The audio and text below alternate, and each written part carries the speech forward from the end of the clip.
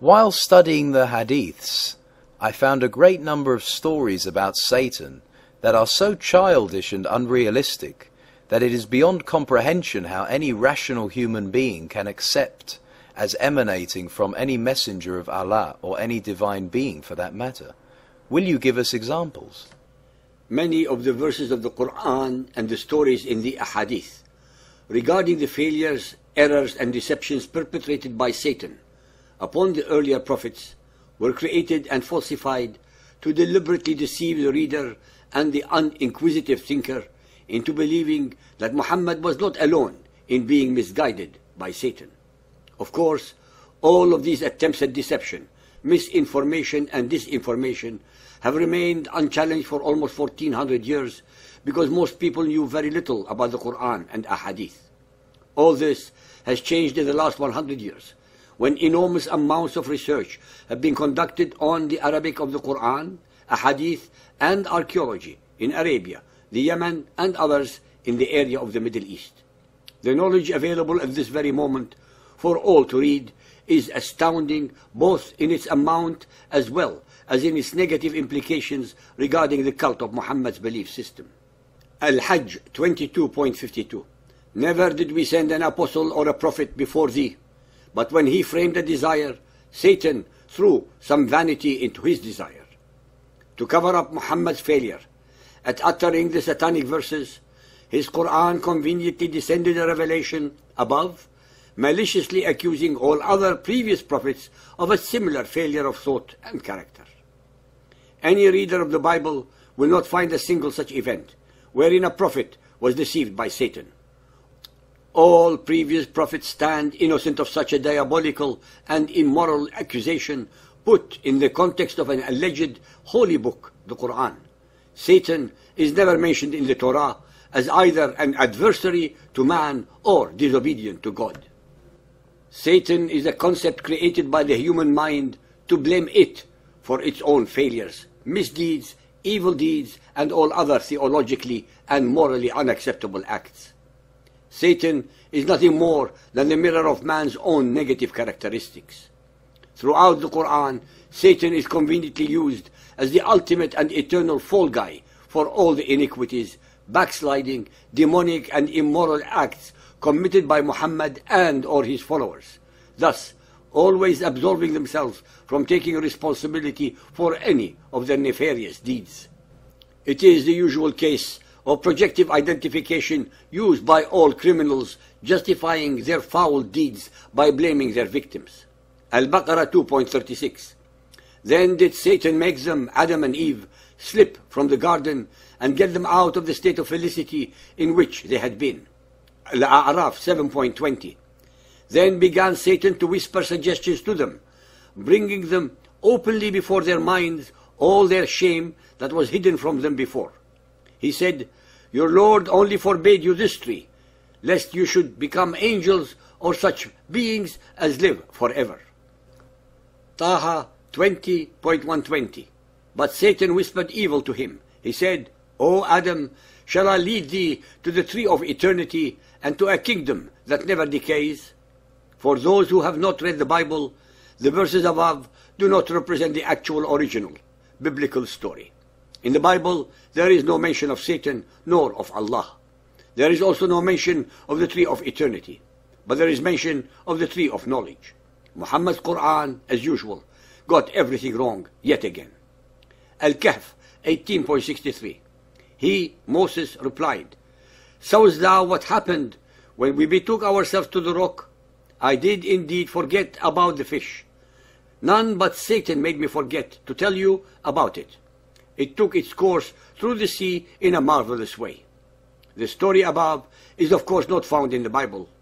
It was created by Muhammad so that he would cover up the fact that he used to forget many of the allegedly revealed ayat, verses, by implying that Moses also, among all previous prophets, was forgetful due to Satan's interference, which of course is not true. Sahih al-Bukhari Hadith 6.71, narrated by Sa'id bin al-Musayyab. The Prophet said, "No child is born but that Satan touches it when it is born, whereupon it starts crying loudly because of being touched by Satan. except Mary and her son. Sahih al-Bukhari 9.124, narrated by Abu Qatada. The Prophet said, a good dream is from Allah and a bad dream is from Satan. Sahih al-Bukhari 2.301, narrated by Abu Huraira. The Prophet once offered a prayer and said, Satan came in front of me and tried to interrupt my prayer, but Allah gave me an upper hand on him and I choked him. No doubt, I thought of tying him to one of the pillars of the mosque till you get up in the morning and see him. Why did not Muhammad keep Satan tied so that all of his people would see him in the morning and become instant believers? Had Muhammad done so, he would not have needed to slaughter any of them into submission to his will. It is of course obvious that he was lying and deceiving his followers with his phantom deeds. Sahih Muslim Hadith 5611, narrated by Abu Sa'id al-Khudri. We were going with Allah's Messenger, and we met a poet who had been reciting a poem. Thereupon Allah's Messenger said, catch the Satan or detain the Satan, for filling the belly of a person with pus is better than stuffing the brain with poetry. Even the noble poetry of the Arabs is considered satanic by Muhammad. He has not left his followers a single item of enjoyment or pleasure in life on earth, but eternal ones after death, while dying fi sabilillah, for the sake of Allah, which in reality it is always for the sake of Muhammad. Sunan of Abu Dawood 184, narrated by Al-Bara' ibn Azib. The Messenger of Allah said, do not offer prayer in places where the camels lie down. These are the places of Satan. He was asked about saying prayers in the sheepfolds. He replied, you may offer prayer in such places. These are the places of the blessings. Al-Tirmidhi Hadith 999, narrated by grandfather of Adi ibn Thabit.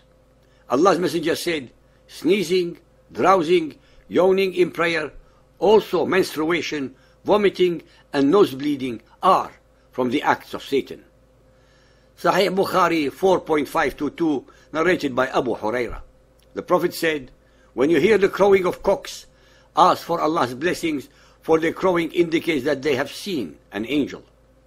And when you hear the braying of donkeys, seek refuge with Allah from Satan, for their braying indicates that they have seen a Satan. Sahih Bukhari 9.212, narrated by Salim's father. The Prophet stood up beside the pulpit and pointed with his finger towards the east and said, afflictions are there, from where the side of the head of Satan comes out, or said, the side of the sun. Sahih al-Bukhari 9.126, narrated by Abu Sa'id al-Khudri. The Prophet said, whoever sees me in a dream, then he indeed has seen the truth, as Satan cannot appear in my shape. Muhammad is forever humble. Sahih Muslim 5008, narrated by Abdullah ibn Umar. Allah's Messenger said, when any one of you intends to eat a meal, he should eat with his right hand. And when he intends to drink, he should drink with his right hand. For the Satan eats with his left hand and drinks with his left hand. Sahih Muslim 5279, narrated by Abu Huraira. Allah's Messenger said, the bell is a musical instrument of the Satan. Sahih al-Bukhari 4.492, narrated by Abdullah. It was mentioned before the Prophet that there was a man who slept the night till morning after sunrise. The Prophet said, he is a man in whose ears Satan had urinated. Believers and unbelievers, these are only a very small sample of hundreds upon hundreds more of such incoherent, and utterly dim-witted sayings from the mouth of allegedly the greatest of all of Allah's prophets. I leave it to you, our listeners or readers, to make up your own minds.